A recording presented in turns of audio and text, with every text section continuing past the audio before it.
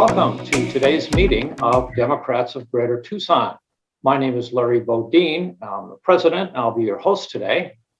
We have a wonderful speaker. We have Aaron Lieberman, who is running for governor. Aaron Lieberman has been a member of the Arizona House of Representatives in LD 28 since 2019. Today, he is running to be our next governor of Arizona. Aaron helped the city of Phoenix to reroute a pipeline that would have disturbed thousands of neighbors and torn up 13 acres of pristine mountain preserve. He worked across the aisle during the height of the pandemic to secure millions in funding to get teachers the professional support that they deserve. He's led the fight for millions in community college scholarships and $5,000 grants to help Arizona businesses. And he's an outspoken defender of every Arizona's right to vote and the public's confidence in fair, honest election results. And with that, Aaron, the floor is yours. Thank you so much. It's great to see everybody, and I am committed to becoming a proud member of the Democrats of Greater Tucson.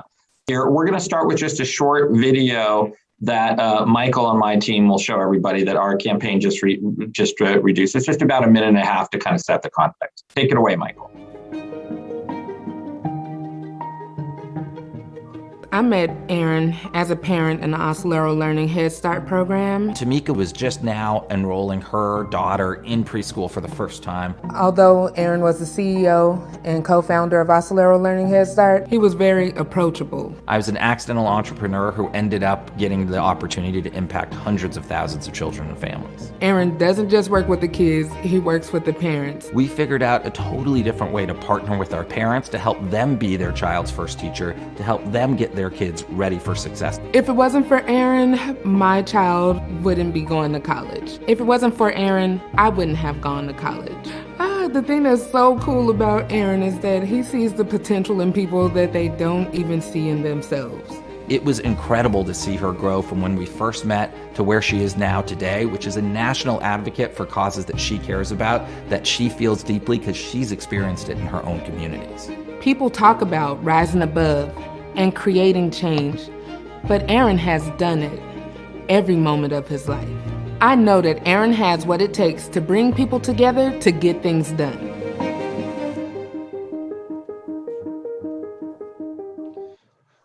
Well, thank you all. It is so great to be here today. I'm running for governor fundamentally because I think our politics are broken and that our leaders have not been stepping up to the challenge.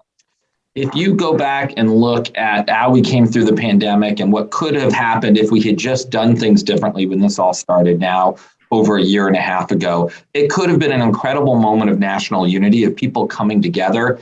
For me, it's felt like right when we should have been coming together, it often feels like we're pulling apart from each other.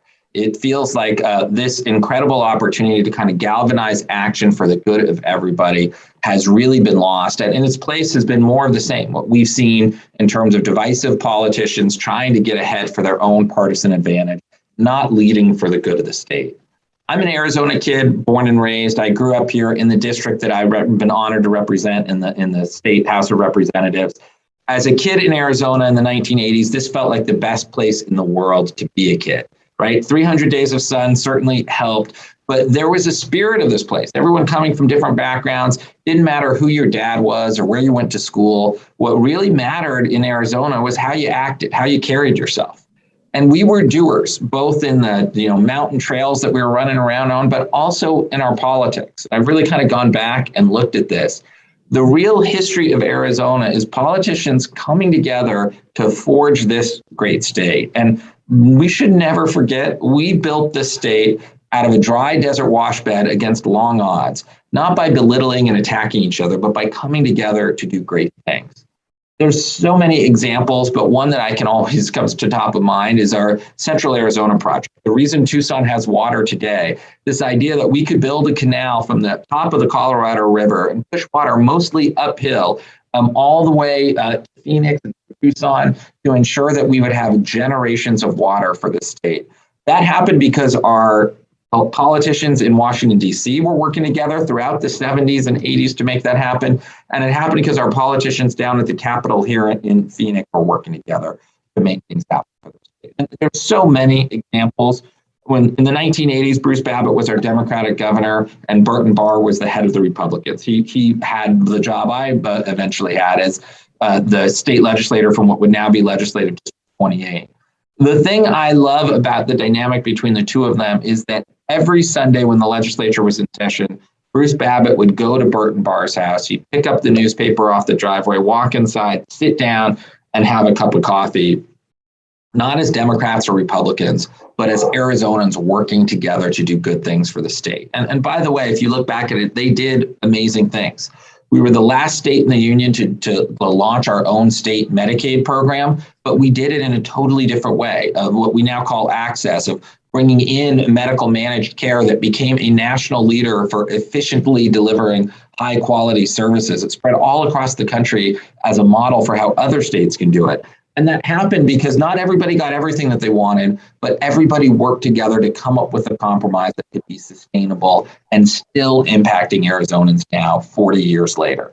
The same with our Groundwater Management Act that said you have to have home developers have to have a certificate for 100 years of water if they're going to build a housing development. 25 years is one generation, so 100 years is 4 generations into the future. I've been in the legislature. Well, they're not thinking 4 months into the future on most of the stuff that's being passed down there right now, much less 4 generations out into the future. That's the type of collaboration and long-term planning and vision that we need to get back to.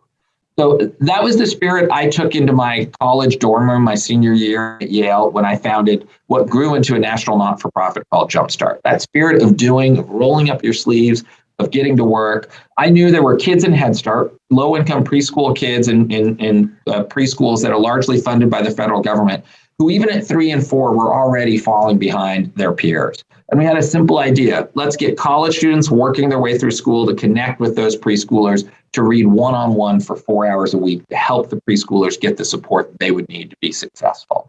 What started as just a flicker of an idea with 15 college students in New Haven, Connecticut. Over the next 8 years, and I served as CEO for that time, spread into a national movement that has already enrolled 50,000 college students as Jumpstart core members, working with over 100,000 preschoolers and their families. And by the way, those college students have earned over $200 million in college scholarships through the federal AmeriCorps program.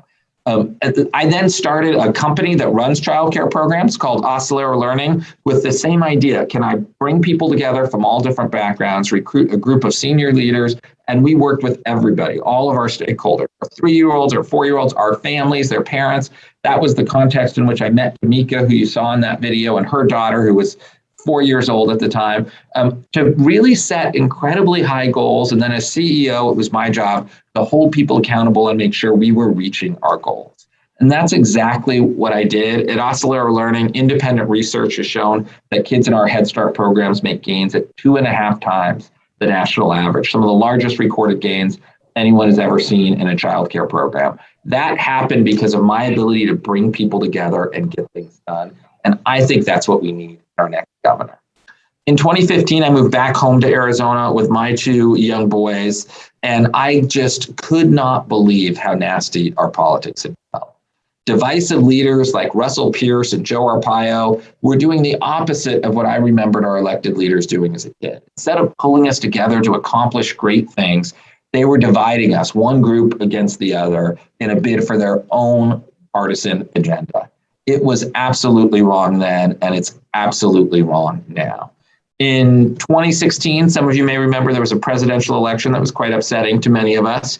I was in that group that got motivated by the election of President Trump to say, I got to do something. I can't just sit here and scream at television. So I got involved as a local precinct committee person in my legislative district. I started knocking doors and getting involved. And then in 2018, I ran for the state house. I was the first Democrat to ever win the 2nd state house seat in Legislative District 28. I beat a Republican incumbent that year. I knocked about 6,000 doors, more than any challenger incumbent. And the thing I heard over and over and over again at those doors is stop all the fighting, go down there and work together to get good things done for the state. That's what I've done during my time in the legislature. You heard kind of some of those updates in my introduction, but I am so proud of what I've been able to get accomplished. In addition to what you heard about the distance learning for our teachers in the middle of the pandemic, the fight for our community colleges and small businesses, I was able to get over $50 million for our child care programs throughout the state to be able to improve their quality as they work to bounce back after the pandemic. All of that happened because of my ability to work collaboratively with people across the aisle, many times folks who I did not agree with, but was able to build a relationship to get good things done for the state. While I'm incredibly proud of my accomplishments in the legislature, I also had a front row seat to watching bad things happen for the state. Speaking of not planning 4 months in advance, I was on the Appropriations Committee when we unbelievably saw one of their extreme members say, when the budget bill first came to appropriations, it actually said only school boards will be able to require masks for their kids for the COVID outbreak. And this very extreme member said, is that a typo, school boards? And the Republican chair of the committee said, no, that's correct. Not the governor or the county commissioners, only school board members.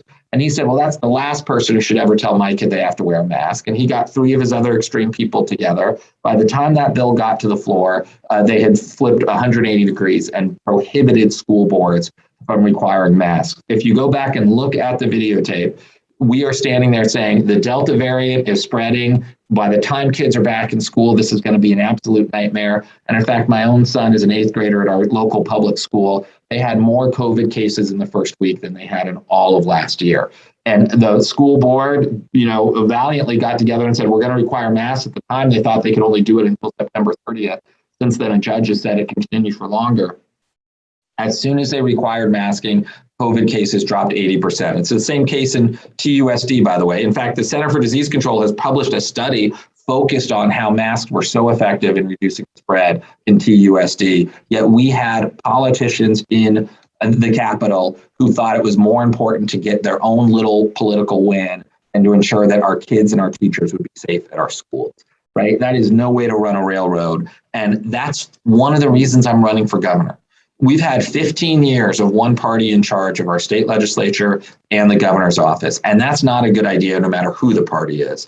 With this group of folks, it has gotten more and more extreme. I come to believe, and I've looked at this very closely and have seen, every bill that's come to the legislature, every dollar we spent through the Appropriations Committee, we can have it all in Arizona. We can have great schools and a great economy. We can have clean energy and booming clean energy businesses. Time and time, we've been told there has to be a trade-off, that we have to trade off growth for caring. I know we don't have to do that. We can have a soul as a state, but to do this, we have to stop slashing state revenues and start investing in the things that will make more Arizonans broadly more successful. I don't think we need to raise your taxes. We just need to stop cutting them. And we would be able to make such a difference for so many Arizonans. And ultimately, that will translate into an economy that's better able to employ even more of our friends and neighbors all across the state. I have a very simple platform. I want universal pre-K for every 4-year-old. I want to move our teacher pay to 25th in the country. Right now, we're 48th. Normally, I like to be first or second in anything that I'm doing. For teacher pay, if we get to 25th, it'll cost $450 million. We will have done a great thing to move the needle for our teachers. And we need a community college promise scholarship to help every kid in Arizona who gets a B average through high school get to and through community college. Those 3 things together cost a little over $1 billion. Sounds like a lot of money. We had a $2 billion surplus 3 months ago when the legislature adjourned. And instead of investing in the things that would make Arizonans more successful, we cut $2 billion in taxes, largely for the wealthiest Arizonans.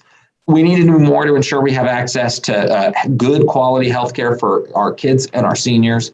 And we need to acknowledge that climate change is real and that we need to start making progress on reducing the carbon we put into the air. We have an enormous opportunity to do that in terms of ensuring we have clean air and clean water for future generations. We've just got to have leadership on the 9th floor in the governor's office that's committed to science, committed to facts, and committed to bringing people together to solve these problems. Finally, I just want to say I'm not running to be the governor of Maricopa County. I'm running to be the governor of the state of Arizona. I always start with the same question. What do you want to have that make sure that the next governor of Arizona knows?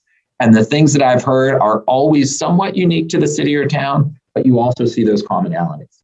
Classrooms without teachers, and I've been to Yuma, I've been to Chinle, I was in Sedona last night. I've been through almost every single corner of the state. And there are unique instances that different localities are struggling with. And I actually believe in real local control to let our cities and towns deal with those issues. But then there are some things that 15 years of disinvestment in our state infrastructure are hitting for everybody, right? Our crumbling roads, and most importantly, our crumbling schools that don't have the people or the facilities that they need to do the job to prepare the next group of Arizonans. That's going to change when I get elected governor, but this is not an easy race for Democrats to win. Our last gubernatorial nominee lost by 300,000 votes. To win, you have to be a pragmatic centrist who is focused on bringing people together to get things done. That's what I've done in my private career, impacting nearly 1 million low-income kids and families. That's what I've done during my time in the legislature. That's what I'm going to be talking about as a candidate, and that's why I'll be the next governor of Arizona. I'm so grateful to be with you all today. I'm happy to take questions on absolutely any topic, and I'm very much look forward to connecting. Aaron, thank you very much. I'm going to open the floor for questions now. Barbara Warren, go ahead and unmute yourself and ask away. Hello, Aaron. I have a question, and I'm going to ask for a detailed answer if possible. Do you believe that we are living in a climate emergency? Do you believe climate change is an emergency? And if so, what in detail can we do about it specifically in all the ways possible in the state of Arizona? Barbara, I love that question, and I'm really glad that you're asking it. The short answer is yes. I believe we are living in a climate emergency. Nighttime temperatures in both Phoenix and Tucson have increased by 10 degrees in the last 20 years, right? That we feel that every night in the summer. We have more evenings where it never gets below 100 degrees than we ever had when I was a kid.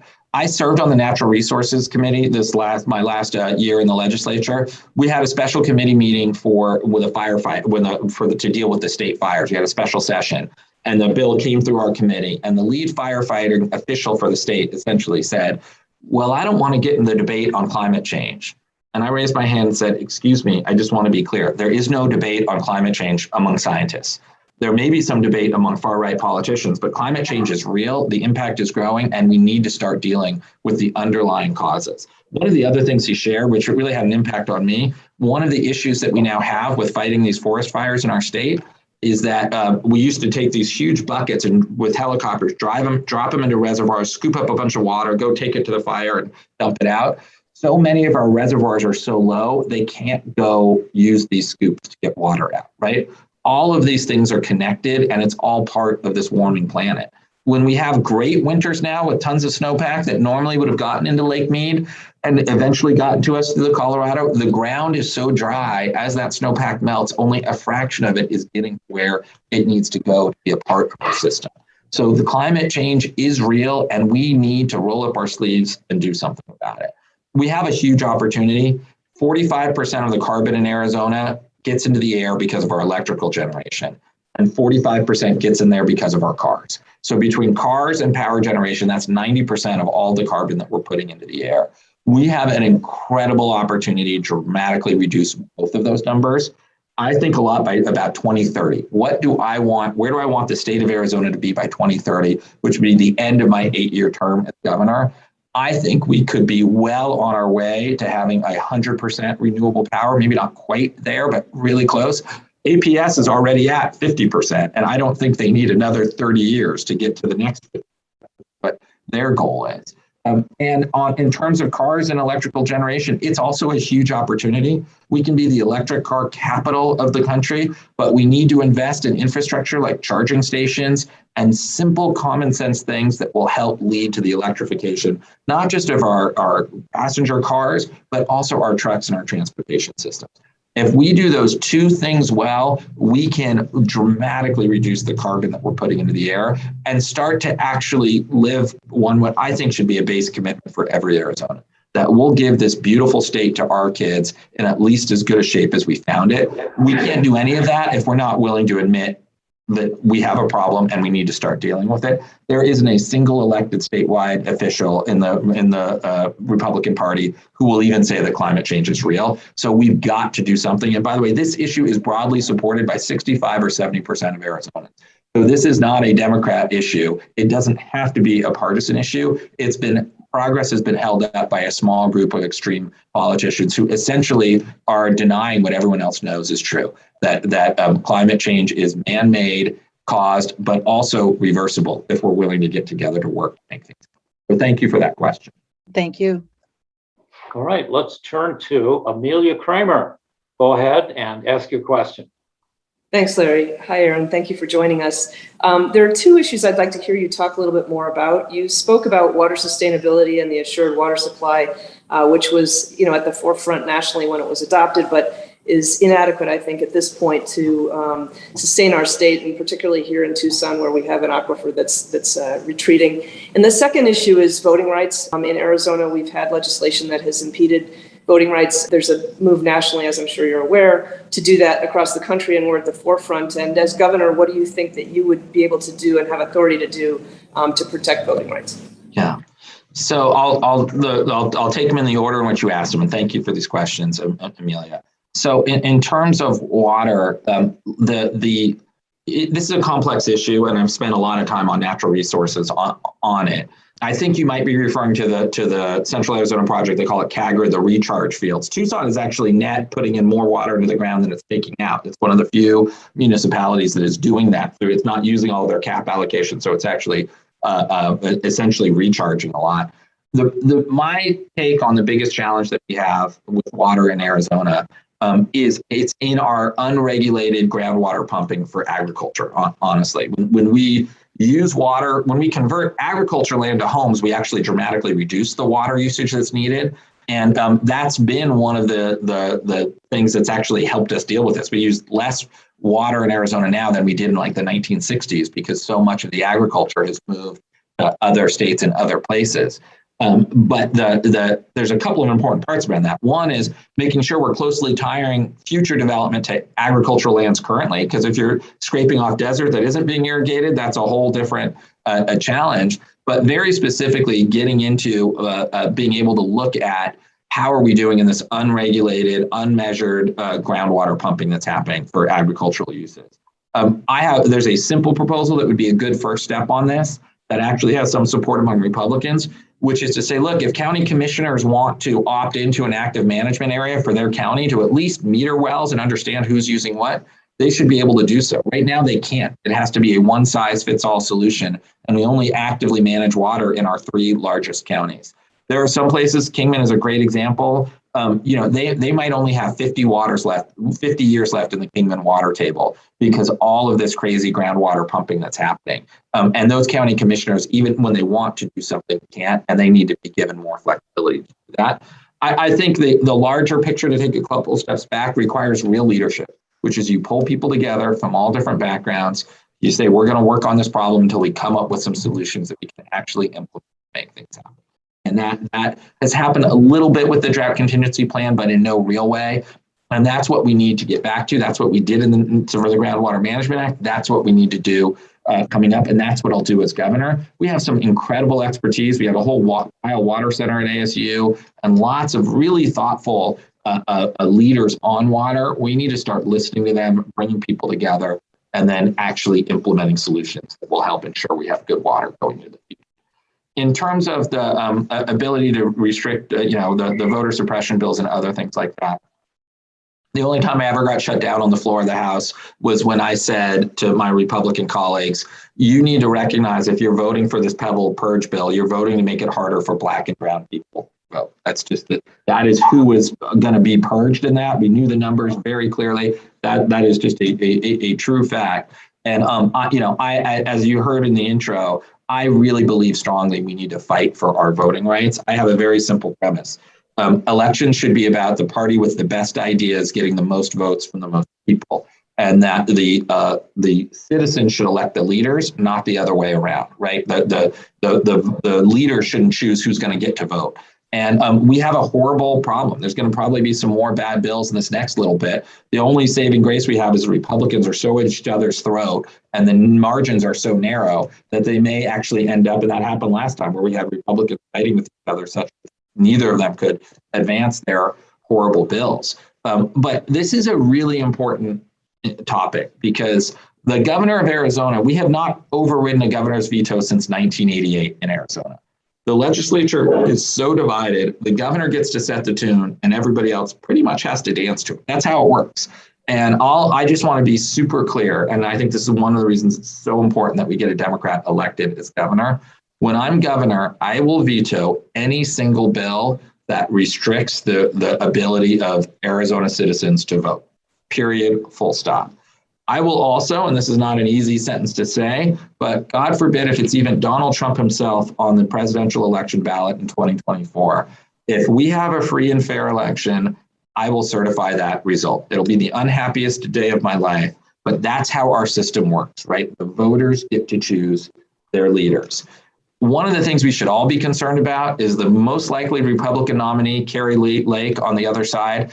After even the dumb cyber ninjas came out and said, oh yeah, Biden won in Maricopa County and actually by a few more votes, Carrie Lake said we should decertify the last election. She won't make the commitment. I will to certify the next one. In a world in which Georgia and Pennsylvania go into the Republican column, Arizona's electoral votes would be the difference maker in who the president is in the next presidential election. We quite literally need to make sure that that pen is in the hand of someone who believes in democracy and who believes in actually letting voters decide who their leaders are. So that is my commitment. It's rock solid. And it's one of the reasons I spent 2 years fighting to get us in the majority in the legislature. I worked very closely in all of our swing districts with the candidates. It is very difficult in those legislative races to break out of what the national kind of mood is on those down ballot races. The governor's office is the one place where you can get separation from, even in places where everything is going in one direction, you can get people to vote for someone else for governor if they feel like it's a reasonable person, a real leader who will listen and work with and represent everyone in the state. That's why we have Republican governors in Massachusetts and Democrat governors in Montana. But it takes a very special candidate to be able to do that in Arizona, right? It's just like my legislative district that I won. It had 12,000 more Republicans than Democrats when I got elected. We have 2 million registered Republicans, 1.87 million independents, and 1.87 million Dems, right? Our independents choose who wins our elections, and you need to get a big slice of those. You need to get about 15 to 20% of the Republicans as well. That's completely doable if you're bringing together a background of working together to get things done. That's very, very hard if you're identified as too far on one side of the political spectrum for the state. And that's why I think we need to do something different. Thank you. Let me turn to Michael Bryan, who has been monitoring the chat for questions. Go ahead, Michael. Michael Jones from the chat asks, if your company that helps with children's education is available to children here in Arizona, and whether those programs have created Arizona jobs. Yeah, Michael, it isn't. And I'm actually very glad about that because it allows me to participate in our political sphere free of any concern or about self-conflicts or self-dealing, right? I got into politics and the Republicans would try to drag me into this and say, well, Aaron's always fighting for childcare because he has a childcare company. We quite intentionally and purposely don't operate in the state of Arizona because I think it is absolutely so critical that we have leaders who are beyond reproach. Everybody understands exactly what it is. The conflicts law that we have in Arizona is a joke. It says if you're in a class of 10 people, you're not exempt from that. And we have lots of people voting on things that are lining their own pockets. It's absolutely wrong, and I won't be a part of it. But the underlying programs that fund the things that I've been a participant of, the federal Head Start program, extremely active in Arizona. And most states, state funding actually contributes to support the improvement of kids 0 to 5. Arizona does almost nothing. Head Start is actually the largest funding source for childcare programs in Arizona. In most states, it's second or third because there are large pre-K efforts. That's one of the reasons I feel so strongly. And I saw a question about, and you're right, if the Build Back Better plan passes, we could absolutely reduce some of the costs. The things I'm talking about, they're focused on both community college and pre-K for 3 and 4-year-olds. My first idea there would be to move down to start to get more infant toddler care happening for kids, which makes an enormous difference. And there's just very, very little opportunities right now. Even in the Head Start program, I think it's 1 in 5 kids who need early Head Start, which is what they call services for 0 to 3, actually get it. But the thing that I think is important about my experience is what it says about me bringing people together to create real and lasting change. And for me, that's always happened by involving people from all different backgrounds and all different communities in the change that you're going to make. When I am governor of Arizona, the governor is CEO of the state of Arizona. You've got 33,000 employees. I think if you looked at anybody's resume and took the names off, Democrat or Republican, let's call it the top 7 or 8 candidates in the race, If you looked at who has had experience hiring, leading, and holding people accountable, I would be the person who would get the job based on that resume review. But critically, and anyone who knows, any entrepreneur knows this, any small business person knows that, the most important thing you do is hire others to work with you. And as governor, I will select to lead our agencies and to appoint to our boards and commissions and to serve as our judges the most qualified and diverse group of leaders this state has ever seen. That's been my background in the private sector, and I would welcome you to go look at the leadership team of Oscillero Learning. Still a majority of people of color, many of whom are still working at the company today, and with a very, very long tenure. That happens because it's a place where people feel like their voice is respected and there's integrity in the work that we're doing. That's exactly what I'll bring to the ninth floor as governor. Awesome. Thank you. Let's turn now to our board member, Susie Anderson, who has a question. Go ahead, Susie. I'm concerned about the mining that they want to do down in the Santa Ritas. I know that copper is really important now, but it uses groundwater. And then whatever leaches back into the ground is not as clean as what they have taken out. With fertilizers and insecticides that go on to our plants and agriculture, how do you plan to deal with those issues? Yeah, look, we have a long tradition of mining in Arizona, and it's a critical source for jobs and often for workers at the lower end of the spectrum. We need to balance that with ensuring that we have solid environmental protections, that people are following the rules and the regulations to make sure that they're mining in at least the way that will minimize the damage to our long-term sustainability. We also need to make sure that they're treating our workers fairly and actually investing in the things that will make sure both the workers and the environment are safe. I haven't spent a ton of time on that issue. I'll dig into it a little bit more as governor, but it's a recognition first and foremost that we need to follow the rules and regulations set by everyone who regulates this area to make sure that we're doing the right thing. I kind of start with just the workers as I connect with the people who are literally going down into these mines to do this incredibly difficult and taxing work, but also to Susie, to your point, to the future generations of Arizonans who are going to deal with the environmental impact of this stuff. We need to make sure that to the fullest extent possible, regulations designed to protect the environment are being followed. We have two questions in the chat, Aaron. First of all, Carolyn Class, second, Barbara Warren asks what your position is on the right to choose. And I would add plans and concerns about women's right to choose here in Arizona specifically. Yeah.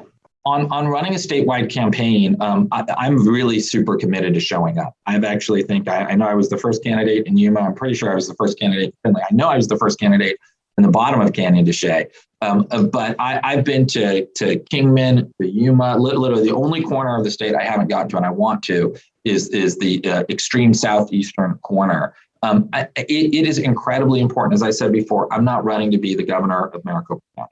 Right, I'm running to be the governor for the state of Arizona. Frankly, for myself, that's one of the best parts about running for governor has been spending time connecting with voters all across the state and hearing what's on their mind.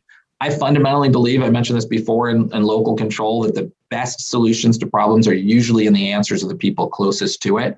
We've had an absolute nightmare with short-term rentals in many parts of the state, and that's hit areas of Phoenix too. But there are so many different areas where I actually think the legislature needs to defer to our local cities and towns to make the decisions that are appropriate. But then there's going to be some issues that are cross-cutting, and we need to know and understand what the perspective is on people all across the state.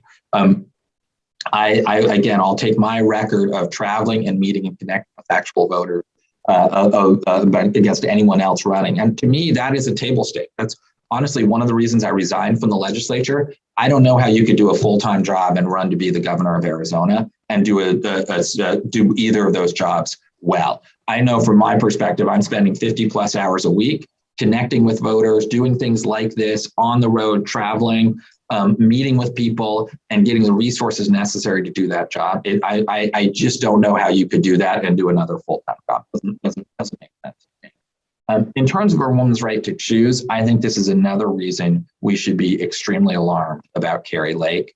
She has said she wants a carbon copy of the Texas bill here in Arizona. And if Ducey won't sign it, she will sign it in a heartbeat, right? This bill is so horrifying in so many different ways, but particularly effectively deputizing angry mobs. I mean, we've never seen anything like this, to get involved in basically informing on their fellow citizens in the most personal and private moments, any woman or any family could ever have to deal with. And I have a very simple premise in this, and I've been endorsed by Planned Parenthood in both of my races for the legislature, which is no one should come in between a woman and her healthcare choices. And it's very simple. I think that there's no role. We should keep the government out of those decisions. I believe I'm the only candidate in the race that has said in a world, and it's terrifying, where if the Supreme Court overturns Roe v. Wade, we may very well need to explore a constitutional amendment here in Arizona to protect a woman's right to choose. And that's something that the legislature could refer to the ballot, and I would certainly encourage a Democratic legislature to do that. But if you look at our history of ballot initiatives, the governor's support has meant a lot to different ballot initiatives getting on the ballot. I would absolutely be supportive of saying we need a constitutional provision in the Constitution of Arizona, which we've amended 150 times or so. It's not like it's not like the federal Constitution. We never do that, to say and protect a woman's right to choose, because if it's not going to be protected nationally, we will actually default right now to a law on the books that basically would eliminate a woman's right to choose in Arizona. I don't think that's right. And by the way, that is not where a majority of Arizonans are either.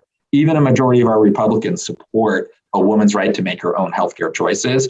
That's what we need to be focused on, and not this, extreme view that somehow we need the government to intervene. I think it's just absolutely wrong. I've got one for you, Aaron. I keep reading in the New York Times that there's all this apathy among voters.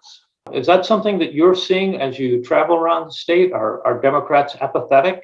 Larry, it is a good question. I mean, the people who show up to meet with a Democratic primary candidate 14 months before the election are not apathetic. So, but I also recognize, this is a big, broad state where most of the voters, even most of the primary voters, have not yet really dialed in or started paying attention on this race. We have seen some disturbing numbers in the special elections and other things that we've seen. I think some Democrats feel like, hey, we just had an election, we won, and are not as focused and dialed in as they should be right now. I think there's a lot of concern in Virginia about that too.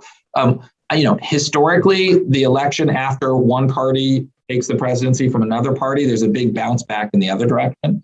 Frankly, that's probably what got me elected in 2018, was a reaction to Trump getting elected, and then a bunch of more people coming out on the other side kind of show up for that bounce back election. Historically, the party who won the presidency loses 25 seats in the House of Representatives to the other party in that midterm. So we've got some winds blowing in our face. We have lots of challenges with Democrats being perceived as, communists and socialists. I tell this story. I have a son who's an eighth grader a couple of years ago, and he wanted me to come speak to his school. And the first question by one of the students, it was like a civics club or something, was, "Are you a communist or a socialist?" I said, "What are you talking about? I'm an entrepreneur and a business builder who's had a lot of success in the private sector," but it shows how Democrats have been portrayed. And that's how we end up losing elections by 300,000 votes. We've got to actually have candidates who can win in the broad swath of Arizona, who won't really start paying attention, certainly until, maybe the summer. And then they're going to be looking out for who is the candidate who's going to understand. Most people in Arizona love living here. 80% of people in Arizona say it's the best place in the world to live and raise a family. The things I talk about that I'm supporting for governor, 65 to 70% positive results. They want more work on our schools and recognize that our job is not done. They want more options for healthcare, and they want us to start dealing with clean air and clean water. It's amazing to me how seldom we talk about that down at the Capitol of the legislature. We're more focused on pet projects and, honestly, a lot of lobbyists-driven bills for their corporate clients. And that's going to end when I'm governor. I'm going to focus on the things that actually matter more broadly to Arizonans. And that campaign is going to be the key to getting people excited about fighting the apathy that might otherwise be there. Well, I've got another question for you, Aaron. And it appears that the Republicans have solidly wrapped themselves around Trump. And here we are 2 years after he lost the presidency, lost Congress, both houses, they're still latching onto him. do you think the Republicans are making a mistake? Because my sense is that Trump is extremely unpopular to, the average Arizonan. Yeah. It's a really good question, Larry. I happen to know Trump's poll numbers in Arizona right now, and they're almost identical to President Biden's. They're both 47 positive. I think Trump is 50 negative and 51 negative, and Biden is 50 negative. And I think that just speaks to all recognizing, I would think in any sort of fair accounting of the world, Trump's negatives would be, 90%. You know what I mean? This is a guy who, 700,000 dead Americans to COVID, really didn't take it seriously or focus nearly enough on it, was way more focused on slashing corporate taxes and running up a massive federal deficit. But he very, very, very narrowly lost an election right here in Arizona. I think that's what should really scare us. I obviously think his policies were wrong-headed and going in the wrong direction, but there's a lot of people who those policies and those ideas resonated with, and that's the band that Kari Lake is trying to lead. And on some level, I think we should be more scared of Kari Lake than we were of Donald Trump. She has all the same crazy ideas and policies. By the way, she said the COVID vaccines, not COVID-19, the COVID-19 vaccines are a nightmare that won't go away. Right? I mean, this is just crazy, crazy stuff.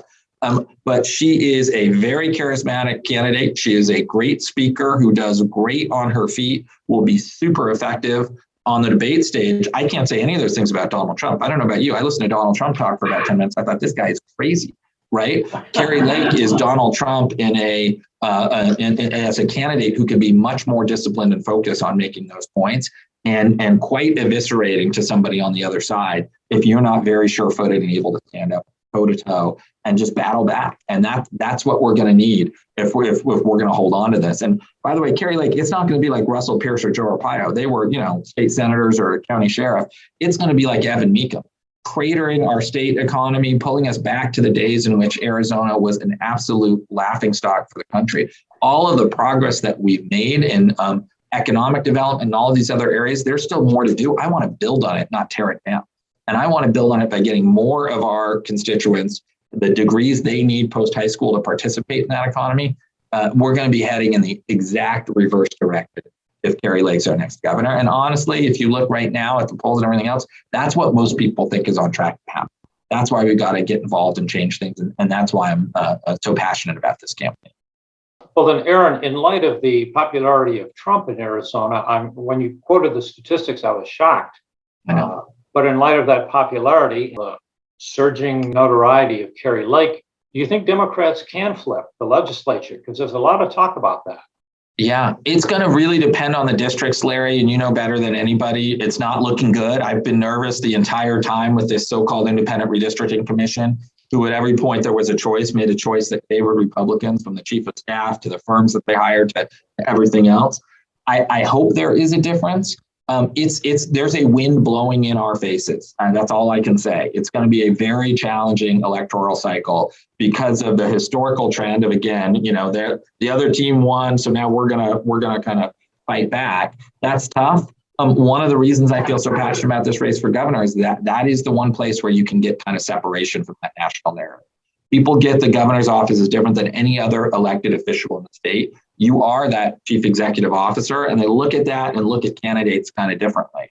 And that's the whole premise for my campaign, is you can get folks who might be thinking about other things or more generally voting for Republicans to vote for you if you present as a pragmatic person who's going to solve problems. That's what I've done in my private sector career. That's what I've done in the legislature. That's what I did when I beat Maria Sims in a district with 12,000 more Republicans than Democrats. Is really made that case up close and personal to voters, and that's a winning hand if you have an extreme Republican on the other side. The worst situation we can be in is having an extreme Republican against a candidate who can't get to that pragmatic centrist point of view. And then we end up with that extremist in the governor's office. That would be an absolute nightmare for the state. All right, Michael Bryan has a question. Go ahead, Michael. I was really glad to hear you mention the possibility of amending the Arizona Constitution to protect a woman's right to choose. But I have a follow-on question to that. Let's assume for a minute, and it is a big assumption, I agree, that you actually have a Democratic legislature to work with. What kind of major reforms would you pursue using that majority to the Arizona Constitution and the structural issues we have in Arizona to make Arizona a better, more progressive, and more fair state? It's a great question, Michael, and this is kind of inside baseball, but the way constitutional amendments happen, it's not through the legislature and the governor's office. It's through the legislature referring them to the ballot for the voters to decide. So oddly, the governor's kind of actually, can be on the sidelines for that, but it is a huge opportunity because there's lots of things that we could potentially get the Democratic legislature and to refer that otherwise would be difficult to do. I think, by the way, you could also just pass legislation. The constitutional amendment it's kind of a belt and suspenders approach, and that obviously would be signed by a governor. And I would sign that. I'm with the vast majority of Arizonans who think these are personal healthcare choices, and there's the role of the government shouldn't be dictating to women what they have to do during these times. But to me, the real opportunity, if we were to have a Democratic legislature, is to make more progress on the things that we care about, to really continue to use every last dollar being generated by the surplus to make sure that we are fighting for more money for our schools, more money for low-income kids. People don't talk about this that much. Arizona is second only to Mississippi in having the highest number of K-12 students living in poverty in the country. Right? We're one of the few states that doesn't have a poverty weight or an opportunity weight that actually gives school districts serving low-income kids more money in the funding formula. We absolutely need that and should absolutely 100% have that to make sure we're investing. Everybody knows kids growing up in poverty need additional resources to help where we want every kid to be, which is successful enough in school and in life that they have a job, support their family, do all of those, and fully participate in that American dream. I think that's one great example. I'll give you another. And to me, this is absolutely shameful. We haven't made progress on this. My seatmate in LD28, Kelly Butler, brought this to my attention. The kids care program for the state, which provides health care for low-income working moms to pay for their children. The state can set the income eligibility guideline. We've set it about as low as you possibly can. I think we're at about 150% of federal poverty. If you raise that up to 300% of federal poverty, more working moms can participate. And by the way, they're paying essentially a monthly premium. It's just prorated based on the size of their income. So we could cover many, many more low-income kids. The state contribution for $10 million would be matched by $50 million from the feds. So, I sometimes say you really must have to hate poor people to not be willing to spend $10 million to get 50 from the feds to dramatically increase the coverage for low-income kids in Arizona for whose parents are working, right? That's a perfect example of something we should be doing. Our child care subsidy program, we cut out $90 million of state contribution. I mentioned before, talking about how little the state contributes. We cut that to zero, and we haven't put a single dollar back in. In the center of my district at 12th Street, Missouri, in the middle of the pandemic, a 3-year-old walked into a Quickie Mart, basically at a gas station, and put a candy bar up on the table and said, "Hey, can I get this?" And the guy working behind the counter said, "Where's your mom?" But he had walked himself out of his apartment when his mom was at work, came to the gas station because he was hungry, didn't have any money, didn't have any food. Right? This is what happens when we're not supporting working parents in the state of Arizona. Childcare costs about $8,000 per child. Our Department of Child Safety costs $80,000 per child. Guess what happens with that kid now? 911, the police are involved. The Department of Child Safety comes to look at a case of abuse and neglect. Don't we want to give parents a place to send their kid where they'll be cared for and learn, rather than have to fend for themselves and ultimately get involved with our Department of Child Safety? Right? It's heartbreaking. I think I may have mentioned this. The only two parts of our state government that are bigger than they were in 2009 are Department of Corrections, which is about twice the size, and our Department of Child Safety. Right? The two worst ways we can spend money from an investment perspective is how we're throwing dollars out the door. Meanwhile, we're not investing in young children and families. We're not investing enough in our schools, and we're not investing enough in healthcare, the things that will actually help Arizonans live safer, healthier, and more productive lives. All right, we have time for one more question. And Mike, I understand you have one. Yeah, Barbara Warren wants to know what more we can do here in Arizona to provide healthcare for people? What programs would you expand? Well, kids care is at the top of the list. I foresaw that question, especially for low-income working moms. I think we should explore a public option and what that could mean to bring down prices on the exchanges. We have as I mentioned at the start, we have a very good access program that provides good care for a very competitive rate. We should see about making that an option that people can publicly enroll into. It's not an easy thing to pursue, but I think it is an important one. And we need to, this is another part of the Build Back Better agenda that's really important is, the increased subsidies for people on the exchange is critical in providing healthcare for people right now, including for Arizonans, as has been the expansion of Medicaid. These are two key components. If we get the kids care program to help more working moms together and we can bring down the costs for people who need to go into those exchanges, we'll start to get to a system where we should be able to really reduce the number of uninsured. We made a lot of progress. We need to continue to make progress on that front. And it gets to being able to fully participate in our lives, right? To not have to worry if I take my, kid to the doctor, am I not going to have enough money for rent next month? No parent should have to make that choice, right? That's not the Arizona we want to live in. And I think there is a better path. This is a statewide race, and I'm looking for leaders in Tucson who want to step up and get involved with this campaign. We will be full participants in the electoral process. But if you like what you heard today, please sign up at the campaign and click that you'd love to volunteer. Michael will put my email in the chat. He'll also put his email. You can get a hold of us at any time. But the stakes are much too high this time around. We have to make sure we're focused on keeping our eyes on the prize. How do we get a Democrat who can win, be in the 9th floor in January of 2024? It's going to be in January, of 2023. It's going to be absolutely critical that next governor is a governor who is fighting for all of Arizonans and not the special interests. That's what I've done my entire career. That's what I've done in the legislature. And that's what I'll do as the 24th governor of the state of Arizona. But I can't do it without the support of people like you who are willing to roll up their sleeves and get involved. So if you like what you heard, get involved. And I'm always open to other questions and comments. And I will absolutely try to get down there for the happy hour in a few weeks to continue the conversation. So thank you all so much. I really, really appreciate it. Well, thank you, Aaron. It was wonderful to hear all the points that you raised. Christina Early, tell us all about the upcoming happy hour. Hi, everybody. Good Monday to you. This month, we're going to have our Drinking Democratically happy hour at Brother John's again. We had a good turnout last time back in August. When we were at Brother John's, they took real good care of us, a local business, and we're really glad to support them. In the chat, I put the link if y'all could sign up. That way we can just let Brother John's know how many people have registered to give them an idea of what our needs will be. It's a fun time.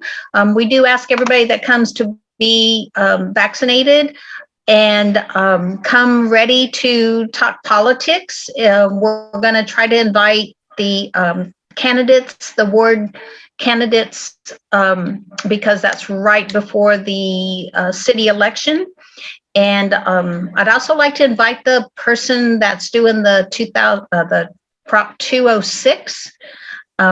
I'm sorry, I don't know who that person is. So if somebody's got an idea of who that is, I'd love to invite them to our happy hour. Please bring your family. Shirley Mooney, I hope you can get your family to come with you. That would be fun to meet them. And I hope we'll see everybody there and register when you can. Thank you. All right, thank you.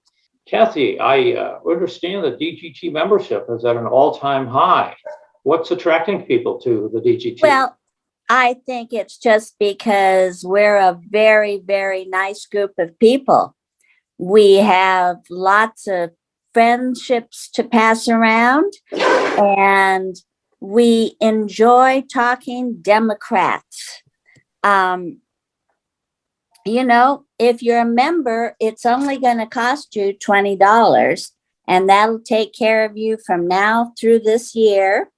And if you're seeing this online, obviously you can go to chat and you can sign up right there. There's a connection that you just can touch on and you can get all signed up there. this is the place to go where you'll have a weekly forum to chat and to listen to office holders. And it's a good time for all. Now, we're getting ready to hold elections for the board of directors. So obviously you have to be a member to be on the board of directors. So there's another reason to belong. Some of you are still working on your resumes. There you go, a member of the DGT board of directors. There's a positive note for all of you, okay? So have fun listening to Aaron. Don't forget to check out the chat today and you can see directly how to join up. And let's get everything going here so we can capture all of our statewide offices this year. Wouldn't that be super? Thanks a lot, Larry. Here's back to you. All right, I second that idea. Let's flip the legislature. And now we have an announcement from Sandy Binion.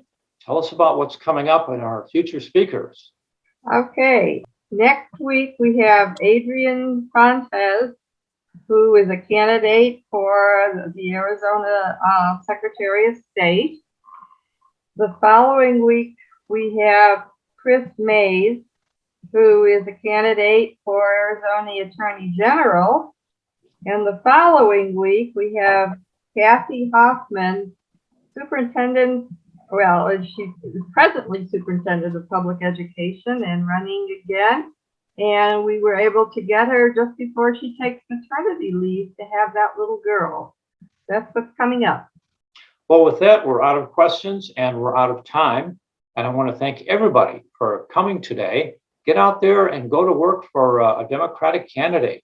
Don't wait till the last minute. And I want to thank you very much, Aaron, for taking the time to speak to us today. And I wish you and everyone else on the Zoom call a wonderful day. And with that, I'm going to end the meeting. So long, everybody. Bye-bye. Bye-bye. Thanks so Till much. next time. See you soon. See you. Bye-bye.